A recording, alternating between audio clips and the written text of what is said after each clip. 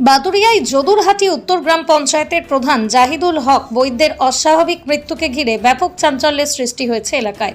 বৃহস্পতিবার ভোর রাতে নিজের বাড়ির দ্বিতীয় তলার একটি ঘর থেকে তাঁর ঝুলন্ত দেহ উদ্ধার হয়। পরিবারের সদস্যদের দাবি তিনি গলায় ফাঁস লাগিয়ে আত্মহত্যা করেছেন।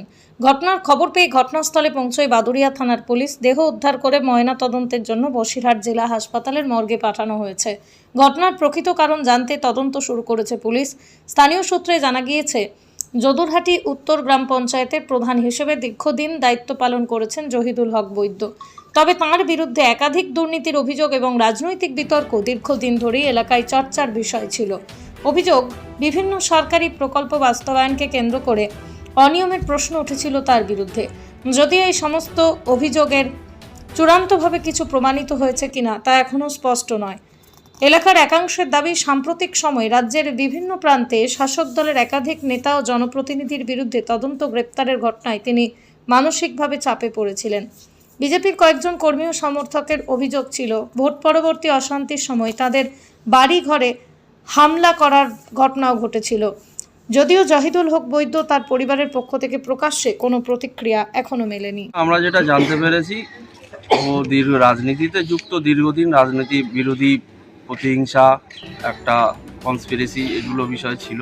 ও আত্মসম্মান নিয়ে চলতো। আজকে রাজনীতি করতে গিয়ে ও নিজের সহায় সম্পত্তি, এমনকি এই ঘরটুকু মর্টগেজ লোন দিয়ে সর্বহারা, তারপরেও সে টিকে ছিল, কিন্তু আত্মসম্মান নষ্ট করতে চায় না। বিগত দিনে একটা টোটো, যে স্বচ্ছ ভারত মিশনের টোটো নিয়ে একটা মিডিয়া হয়েছিল, সেই মিডিয়ায় বলা হয়েছে যে 12টি টোটো নাকি যেখানে ছিল তার থেকে 9টি ও বিক্রি করে খেয়েছে, 3টি আছে, এবং সেটা বহুল প্রচারিত হয়ে যাওয়ায় ও মানে আত্মসম্মান বোধের খাতিরে নিজেকে সরিয়ে নিয়েছে, আমরা যেটুকু বুঝতে পারছি। বা ওর আদার্স কিছু দীর্ঘদিন ধরে ছিল, ওগুলো নিয়েই ও চলছিল, এবং আজ থেকে বিগত দিনে যত ঋণ ছিল সেই তুলনায় এখন ঋণ কিছুই নেই। আমরা যেটুকু বুঝতে পারছি, ও মানে সম্মানের খাতিরে, নিজের মান সম্মানের খাতিরে মিথ্যা অপবাদের বোঝা মাথায় নেবে না বলেই বরাবর কিছু বলবো না। আমি তার নিকটাত্মীয়, সেটা আপনি এলাকাবাসী, অঞ্চলবাসী তথা বাদুড়িয়া থানার সমস্ত লোকের কাছ থেকে আপনি ওই বিষয়ে ফিডব্যাক জানাচ্ছেন। হ্যাঁ, প্রশাসন অলরেডি এসছেন, ওনারা সহযোগিতাও করেছেন। বাকিটা প্রশাসন তার আইন অনুসারে যেটুকু করার করবেন, তাতে আমরাও সহযোগিতা করব। কিন্তু সত্যটা যেন উদ্ঘটন হয়, এটাই দাবি। তাকে যে মিথ্যা অপবাদ দেওয়া হয়েছে সেইটা যেন সঠিক সত্যটা উদ্ঘটন হয়, এবং সেই সত্যের পরিপ্রেক্ষিতে আইনানুগ ব্যবস্থা নেওয়া হয়। ওই অভিযুক্তের সঙ্গে নিশ্চয়ই জড়িত, কিন্তু আদৌ সেটা এফআইআর হয়েছে কিনা সেরকম কিছু আমাদের কাছে কোনো কপি নেই। ঠিক আছে, আমাদের কাছে কোনো কপি নেই। প্রশাসন এসছে, প্রশাসনের কাজ করে চলে গেছে। কিন্তু এই যে বিশের সঙ্গে লাস্ট যে কথোপকথন বা যেটা আমরা জানতে পারছি, সেটা হচ্ছে এই মিথ্যা অপপ্রচারের জন্য চলে গেছে, মিথ্যা অপবাদের জন্য চলে গেছে। আপনার নাম? আমার নাম রাজীব।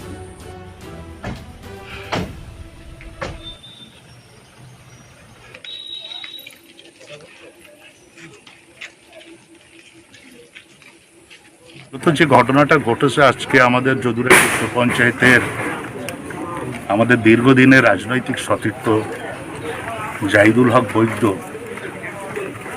বিগত 4 দিন আগে একটা ঘটনা, স্বচ্ছ ভারত মিশনের যে গাড়ি বিডিও অফিসের রেজলিউশন অনুযায়ী ওর বাড়িতেই রাখার বক্তব্য ছিল বা ব্যাপার ছিল, সেটাকে কেন্দ্র করে এই সময় পোর্টালের একজন সাংবাদিক বন্ধু এবং এলাকার 2-4 জন যারা বিরোধী রাজনৈতিক দলের, তারা ওর বিরুদ্ধে একটা চক্রান্ত বা কনস্পিরেসি তৈরি। পরবর্তী পর্যায়ে ও সামাজিকভাবে এই ঘটনাকে কেন্দ্র করে অসম্মানিত হয়। ওই এলাকায় দীর্ঘদিন মানসম্মান নিয়ে রাজনীতি করতো বা করে চলে এসে, এবং এই ঘটনায় ও মানসিকভাবে খুব আপসেট হয়ে পড়ে। আজ সকালে শুনলাম যে ও সুইসাইড করেছে। তো আমরা চাইব, দেখুন, নতুন সরকার এলাকায় আইনের শাসন তৈরি, এই সময়ে যারা এই ধরনের একটা মিথ্যা প্রচারকে সামনে রেখে এলাকায় এলাকায় একটা অশান্তির বাতাবরণ তৈরি করা